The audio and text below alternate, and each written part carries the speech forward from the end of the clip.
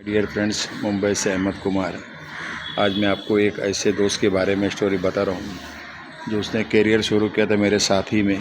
मैं भी बम्बई में हूँ और वो महाराष्ट्र से बम्बई में आया था। हमारी तो पीढ़ी दर पीढ़ी बम्बई से महाराष्ट्र मुंबई में।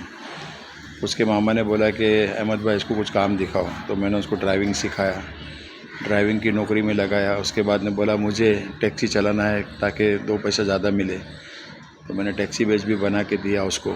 और उसके बाद में उसने अपना करियर शुरू किया। कुछ सालों के बाद उसकी शादी हो गई, फिर गांव में चला गया, तो वहाँ पर उसको कम पगार में नौकरी करता था। फिर वापस आया, फिर मैंने उसको बॉम्बे में सरकारी नौकरी लगाया। उसके बाद में जब रिटायर हुआ ना, तब तक उसने कुछ नहीं किया। मैं नौकरी करते करते भी, मैं तो दुकान था मेरा, रेंट पे दिया था, और मैं नौकरी करते करते भी मैं आगे का सोचता था, क्योंकि मेरे ब्लड में बिजनेस था। तो मैं हमेशा सोचता था नौकरी यानी नो करियर, जॉब यानी just obey the boss, boss की गुलामी। बॉस बोलेगा वही करना है, good morning, yes sir, sorry sir के सिवाय हम कुछ कर ही नहीं सकते। तो मैंने जब उसको बोला कि भैया देखो, मैं तो जीवन भर नौकरी नहीं करूँगा, मैं भी कुछ सोच रहा हूँ, और मैंने मेरी जब भी प्रमोशन आया उसी पीरियड में मैंने अपना जॉब छोड़ दिया। वो भाई साहब करते रहे रिटायरमेंट तक। रिटायरमेंट के बाद अभी भी वो ओला उबर चला रहे। तो मैंने उसको बताया कि अपने पास शानदार बिज़नेस है और उसकी पहचान बहुत है, क्योंकि उसके फिक्स पैसेंजर है जो लंबे लंबे जाते हैं डेली, बिजनेसमैन। तो मैं बोला मेरे पास कुछ ऐसे प्रोडक्ट है तो तुम लोगों से बात करो, क्योंकि तो उसने मेरे को बताया कि हाँ, एक महिला है उसको थायराइड है, एक आदमी है जो उसको कैंसर का डॉक्टर ने बोला फर्स्ट स्टेज है, किसी ने उसको बोला कि उसको बहुत सारा कॉन्स्टिपेशन रहता है, किसी को जोड़ों का दर्द है। तो मैं बोला उसको बताओ ना, मेरे पास शानदार चीज़ है। बोला हॉस्पिटल और डॉक्टर के धक्के से बच सकते हो। लेकिन वो भाई साहब हमेशा मुंह में गुटखा रख के बस चलाते रहते, बात करना आता ही नहीं, ना कभी सीखा।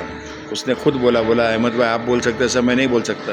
मैं बोला मैंने भी सीखा है, मैं कोई कलाकार नहीं हूँ। मैंने ऐसा लोगों से संगत किया और ऐसी जूम मीटिंग अटेंड किया, तो मैंने सीखा। इसके लिए मैं आज देखो फ्री हूँ। वो रिटायर होने के बाद भी वही टैक्सी चला रहा है। उसकी औरत इतनी परेशान है उससे, क्योंकि वो रोज़ 500 रुपये ला के उसको देता है। तो उसकी औरत उसको बोलती है कि तुम्हारा दोस्त ने तुमको कहाँ से कहाँ लेके जाने को सोचा था, तुम आके वहीं घूम फिर के वहीं आगे बावड़ी के से बाहर निकलते ही नहीं हो। तो उसने मुझे ना कुछ लोगों का बताया कि ऐसा ऐसा। तो मैं बोला उनका नंबर दो, मैं बात करता हूँ। तो उसने नंबर भी नहीं दिया। हमारे ग्रुप में एक लेडीज़ है जो टीचर है, उसने उसका नंबर लेके उसको फॉलोअप बहुत किया, लेकिन उसने कोई जवाब ही नहीं दिया। फ़ोन ही नहीं उठाते थे। बोले मैं गाड़ी चला रहा हूँ, कभी बोले मैं इधर नहीं हूँ, कभी नेटवर्क में नहीं हूँ। हमेशा बहाना किया, कुछ भी नहीं किया, क्योंकि कुछ लोग करना ही नहीं चाहते। जीवन में आया राम गया राम है, अच्छा मौका मिलता तो भी नहीं करते। और एक किस्सा बताऊँगा। मेरा एक कस्टमर है, अभी 4 दिन पहले मेरी दुकान पर आया था। उसका नाम लेना नहीं चाहूँगा मैं, क्योंकि कभी वो वीडियो देखेगा तो नाराज़ हो जाएगा। 36 साल की उम्र है, इतना गुटखा खाता है, इतना गुटखा खाता है। वो आया था खटमल की दवा लेने, क्योंकि मेरी दुकान में ऐसी दवा है जो पॉइज़न वाली नहीं है, मतलब हर्बल प्रोडक्ट है, और उससे खटमल, दिमाग सब कुछ मर जाता है। अभी मैं उसकी प्रमोशन नहीं करना चाहता। तो जब आया ना, तो उसने बात किया, तो उसके सामने कस्टमर आ रहे थे डायबिटीज़ के, थायराइड के।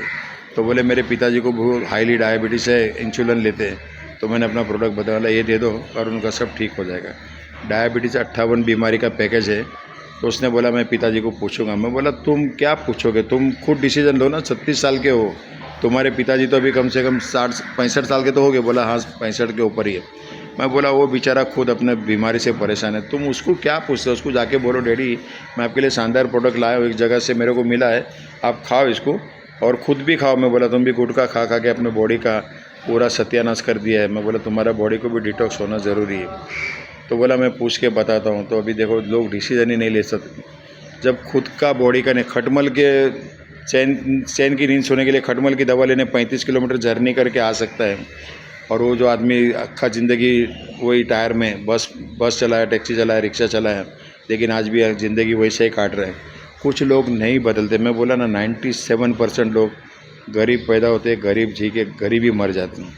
और कुछ लोग होते हैं जो 3% में चले जाते हैं, भले वो गरीब रहते हैं, लेकिन वो अपने दिमाग को चला के वो चैलेंज से निकल के वो कैटेगरी में चले जाते हैं, अमीर कैटेगरी में। तो ऐसे बहुत सारे लोग हैं जो समझते नहीं। मेरे पास शानदार प्रोडक्ट है, मैं उसको बताया कि तुम्हारी बीमारी भी दूर हो सकती है, बेरोज़गारी भी दूर हो सकती है, और तुम अर्ली रिटायरमेंट भी ले सकते हो। किसी को सलाम मारने की भी ज़रूरत नहीं है। जैसा मैं आज फ्री हो गया, तुम क्यों नहीं हो सकते। तो देखो वो जवान भी अभी तक कुछ जवाब नहीं दिया, और मेरा ये वीडियो वो टीचर भी शायद देखेगी तो उसको पता चलेगा कि ऐसे ऐसे नमूने हैं, और मैक्सिमम ऐसे नमूने हैं जो रील देखने में टाइम वेस्ट करते हैं और कभी समझते नहीं यार कि ये जो बीमारी उसके डैडी को था, वंशागत परंपरा हेरिटेज रहती है ना, तो उसको भी आ सकता है। और वो तो गुटखा खा खा के पहले अपना बॉडी को सत्यानाश किया है। मैं बोला जब तुम्हारा मुंह का जब इधर का जबड़ा काटेगा, सारे दांत और पेड़ा निकाल देगा ना, तब तुमको याद आएगा। तब तक शायद मैं दुनिया में नहीं रहूँगा, लेकिन तुम हॉस्पिटल के चक्कर काटते रहोगे। अभी भी वक्त है। मैं उसको बोला कुआँ उस वक्त खोदो जब प्यास न लगी हो, प्यास लगेगी तब नहीं खोद पाओगे। बहुत समझाता हूँ लेकिन लोग समझते नहीं हैं, और ऐसे ही नमूने मैक्सिमम है। इसीलिए हमारे पूर्वजों में भी ऐसे नमूने थे ना, तभी तो अंग्रेज ने आके अपने 200 बरस हमको गुलाम बना के राज किया। आज अमेरिकन कंपनी वही कर रही है, वहाँ बैठ के रिमोट से अपने को उनकी दवा बेचती है, जो हमको ठीक करने के बदले और ज़्यादा बीमार करती है और हमारी आयुष्य रेखा को कम करती है। लोग फिर भी समझते नहीं हैं। इतना अच्छा अपने पास प्रोडक्ट है। हमारे बाप दादा, हमारे पुरखों ने आयुर्वेदिक खा के 100 साल 120 साल जिए। आज का जवान 60 साल भी देख नहीं पाता, फिर भी उनके समझ में क्यों नहीं आता, ये एक विषय है। हमेशा मैं सोचता हूँ कि हे ईश्वर, अच्छा हुआ मुझे तूने उसके जैसा नहीं बनाया। अभी भी वक्त है, समझ गए तो सब कुछ है, नहीं तो फिर ज़िंदगी तो है क्या बताओ अभी।